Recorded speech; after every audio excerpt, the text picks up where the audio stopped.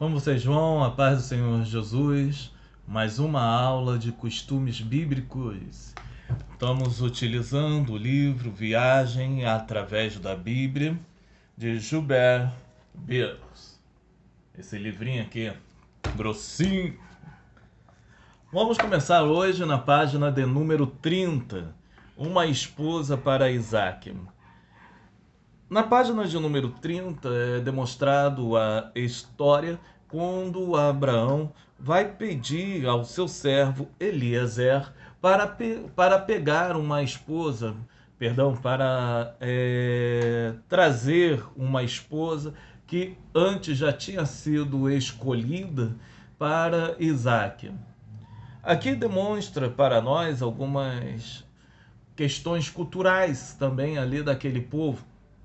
O primeiro é esse tipo de casamento, que era o casamento na antiga aliança. O casamento era um casamento arranjado, um tratado que já era feito muito antes das pessoas se conhecerem. Algo que é interessante aqui para nós é saber, né, que a idade das pessoas. Isaac tinha aproximadamente 40 anos de idade quando ele foi se casar. As pessoas se casavam muito tarde, as pessoas não se casavam cedo. E antes do casamento, elas não namoravam, não ficavam noivas. Isso não existia. Então, Abraão provavelmente já tinha feito esse tratado, né, com o seu parente, que era o pai da Rebeca, e acaba trazendo, né, ela para Isaac naquele momento. Também é demonstrado, né, a gente vai poder ver que geralmente essas viagens, quando eram muito grandes, né, ele viajou cerca de 720 quilômetros para ali apanhar a Rebeca, para levá-la até Isaac. E essas viagens eram feitas de camelo. E o camelo indica que a pessoa tinha posse financeira, porque aqueles que não tinham utilizavam jumentinhos. E existiam os mais pobres ainda que faziam esse percurso a pé. O interessante é falar no capítulo 24, versículo 22, que Eliezer acabou trazendo anéis para ela. Esses anéis colocavam-se na narina, né? Aqui prendia, né? Como se fossem os piercings atuais no nariz. Era um costume das jovens beduínas para poder trazer. O outro ponto são os poços. Era muito natural haver poços nas cidades, porque ficavam distantes de fontes de águas. A água estavam exatamente no subsolo, e essas águas, então, as pessoas cavavam e faziam poços ali. Cobriam com pedras esses poços. E o que é indicado também aqui é como as cidades começavam a crescer. As cidades começavam a crescer em torno desses poços. Geralmente ficava fora da cidade para evitar sujeira mediante poeira e essas coisas. E depois era ali as pessoas iam pegar. Geralmente eram mulheres que pegavam águas para levar para casa, né? Mantinha ali, e eram feitos dessa forma. Na página 32 e 33 vai contar aqui a história de Esaú e Jacó, né? E do quando Esaú ele vai vender o direito à sua primogenitura. A primogenitura era algo muito importante, porque era através da primogenitura que as pessoas elas herdavam às vezes até o dobro da herança dos pais, e cuidava de todo o legado dos pais, inclusive da sustentação daquele clã. Aquele clã ficava sobre a responsabilidade daquela pessoa.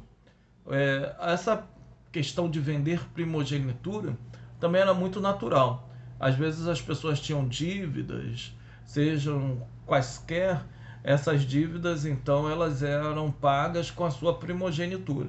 olha, quando eu receber minha primogenitura, ela será tua.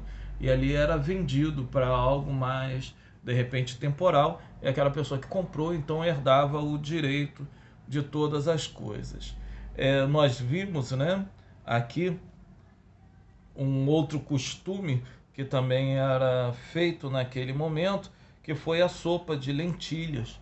A sopa de lentilhas, quando Isaac ele vai ali abençoar, né, Esaú, ele pede para comer algo muito gostoso.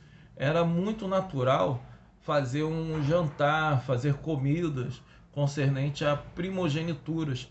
Então, por isso que se tem esse ponto nas escrituras sagradas. O ponto também interessante era mostrar a diferença entre alguns aspectos já existentes naquela sociedade. Esaú ele era caçador e pelo fato de ser caçador ele ficava algum tempo a espreitas de caça, então ele quase não convivia no laço familiar ali juntamente com as pessoas.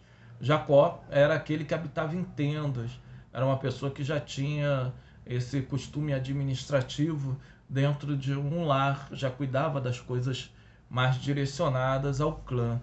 Provavelmente, né, isso foi o melhor que poderia ter acontecido naquele instante ali. Jacó engana Isaac. Nós vimos, né, ali que nesse interine ele vai enganar o seu pai. Rebeca vai dar uma ideia a ele, ele compra a ideia de Rebeca. A Rebeca, o que indica dentro de alguns escritos de costumes judaicos, ela teria um receio que Esaú pudesse dirigir aquele clã depois da morte de Isaac. Por isso que ela faz esta maneira, né? Ela age dessa forma. Jacó toma aquilo e recebe a bênção do seu pai. Contudo, as pessoas falarem, né, que ele roubou, na verdade ele não roubou, porque a primogenitura já tinha sido vendida por Esaú. Ele apenas toma posse, porque ele não iria tomar posse dessa primogenitura se não fosse feito dessa maneira, né? Então, essa transmissão acaba sendo dada a Jacó.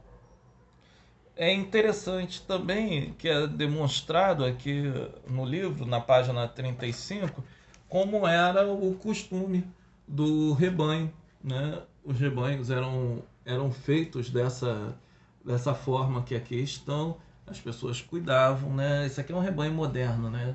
Cuidavam dessa maneira, mas se repete. E aqui embaixo era um poço, como eram feitos esses poços, né? Aqui. Tá? Então, dessa maneira, então acaba acontecendo.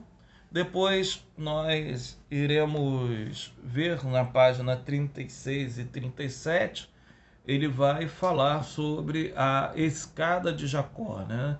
Que é o Gênesis capítulo 27 ao Gênesis capítulo 28, versículo 20 até o versículo de número 22. Depois de ser enganado, né, ali, de enganar a Esaú, Jacó ele foge e então ele vai para um local, ele vai se retirar, né, para fugir, ele vai para um local bem longe, a cerca de entre 600 a 720 quilômetros de distância. Ele chega a um lugar que hoje é chamado de Beitim. Se você estiver em Israel, você vai ouvir Bet-El. Na Bíblia, na nossa tradução, está como Betel, que é casa de Deus. É o local onde Abraão tinha feito ali um sacrifício, né, a Deus em Gênesis capítulo 12 e capítulo 13. E depois vimos também nos dias de Juízes que foi feito um concerto ali em Betel, né? Samuel também, ele em Betel, ele vai decidir algumas disputas, então era um local bem citado nas escrituras sagradas. Arã, né, ele chega a esse local que fica na terra da Palestina, como nós vimos na aula de geografia bíblica, e vai mostrar aqui que o caminho que era feito entre esses lugares era um caminho direto, né? Vocês podem ver, vai ter um pequeno mapa que vai mostrar essa dimensão, essa trajetória que é feita, né? Aqui.